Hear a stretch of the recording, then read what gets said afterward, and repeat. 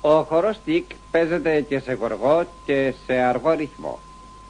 Στην τελευταία περίπτωση παίζεται μάλλον για να καλύψει ανάγκες τραγουδιού και όχι χορού. Ο σκοπός τότε γίνεται τραγούδι επί τραπέζιο, καθιστικό, όπου οι απλοί άνθρωποι τραγουδούν με συγκίνηση τις χαρές και τους καημούς τους. Ο σκοπός που θα ακούσετε είναι της περιοχής Κορόμνης. Δεν ήταν άγνωστος και σε άλλες περιοχές του Πόντου. Τραγουδά η Μαρία Ευσταθιάδου και χοροδία. Τη λύρα ο Γεωργούλης.